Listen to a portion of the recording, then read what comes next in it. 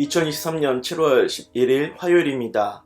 삶의 현장에서 우리가 함께 나눌 오늘 하루 말씀 잠언 26장 4절 5절입니다. 미련한 자의 어리석은 것을 따라 대답하지 말라. 두렵건대 너도 그와 같을까 하노라.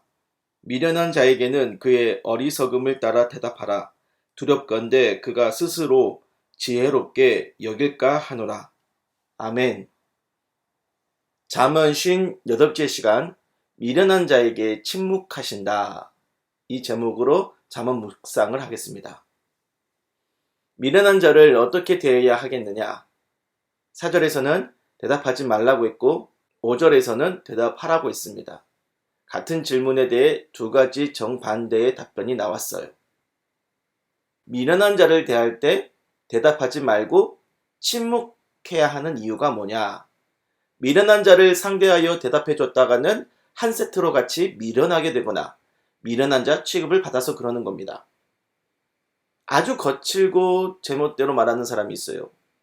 이 사람하고는 무슨 말을 하든 상대방을 비꼬고 무시하고 욕하고 무조건 다툼을 일으키는 거죠. 그래서 이 사람하고 말을 섞었다간 똑같이 분쟁만 일으키는 골칫덩어리 취급이 될 수 있으니 그럴 경우에는 아예 말을 안 섞어야 합니다.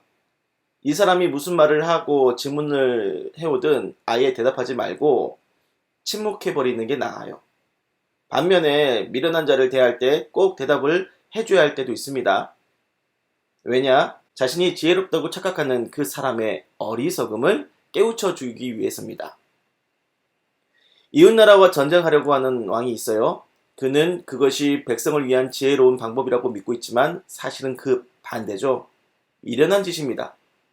옆 나라는 비밀리에 아주 무서운 무기를 개발했기 때문에 전쟁을 했다가는 그 무기로 반드시 지게 될 거고 막대한 전쟁 배상금을 물게 되어 나라가 반드시 망하게 될 겁니다. 이럴 때는 어떻게 해야 합니까? 가만히 침묵하고 있으면 될까요? 아니죠. 어떻게든 왕의 생각이 잘못되었다는 걸 가르쳐 줘야 하지 않겠습니까? 어떤 상황에서 어떤 미련한 자를 만나게 될지 알 수 없습니다. 각 상황에 따라 그때그때 적절하게 잘 대응을 해야 해요. 대답해야 할 때가 있고 대답해주지 말아야 할 때도 있는 겁니다. 본문 잠언 말씀의 지혜자는요. 최소한 여러분이 미련한 자와 같이 미련함에 빠져들지 않기를 바라고 할 수만 있다면 그 어리석음을 깨우쳐 미련한 자의 미련함을 잠잠하게 해주길 바라는 거예요. 이 말씀을 좀 더 붙들어 볼게요. 우리는 여기서 하나님이 미련한 자를 대하시는 것에 대해서도 묵상할 수 있는데요.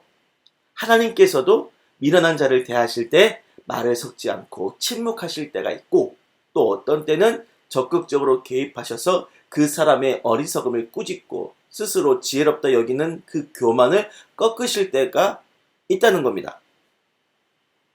여기서 하나님의 침묵은 그걸 받는 사람 입장에서 볼 때 정말로 안 좋은 거예요. 사람이 너무나 미련하고 어리석다 보니 하나님이 말도 안 섞으시겠다고 하는 태도인 거죠. 차라리 책망하시고 잘못을 지적해 주시는 게 나아요.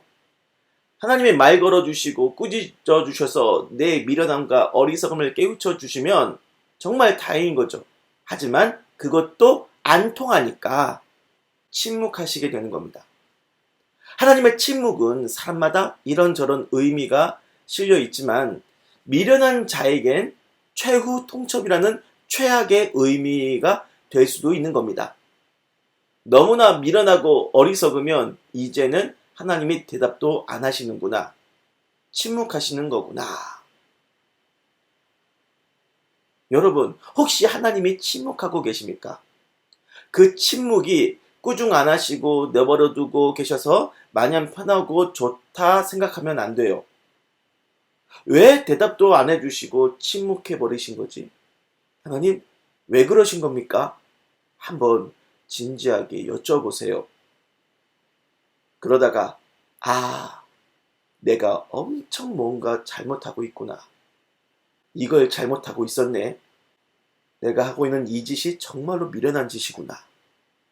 그동안 내 생각이 얼마나 미련하고 답이 없었으면 하나님이 침묵해 버리셨을까?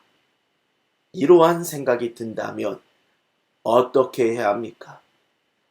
납작 엎드려서 잘못했습니다. 그렇게 회개하며 싹싹 빌어야죠. 침묵의 의미까지 깨닫게 해주셨는데도 위기의식이 없이 그냥 넘겨버리면 이 정말로 큰일 납니다. 침묵 다음엔 뭐가 있을까요? 심판과 벌이죠. 태풍의 눈은 조용합니다. 하지만 그 눈이 지나가는 순간 모든 것이 날아가게 될 거예요. 미련한 사람들이요, 하나님의 침묵에 긴장해야 합니다. 그 침묵이 지나가면 여러분의 모든 것이 날아갈지도 몰라요. 모든 걸 다 잃고 후회해 봐야 소용없는 겁니다. 미련한 자들이요, 침묵 속에 주신 이 말씀 깊이 새겨진다면 두려워해야 합니다. 미련한 생각, 미련한 행동 멈추고 죄에서 나오길 바랍니다. 기도할게요.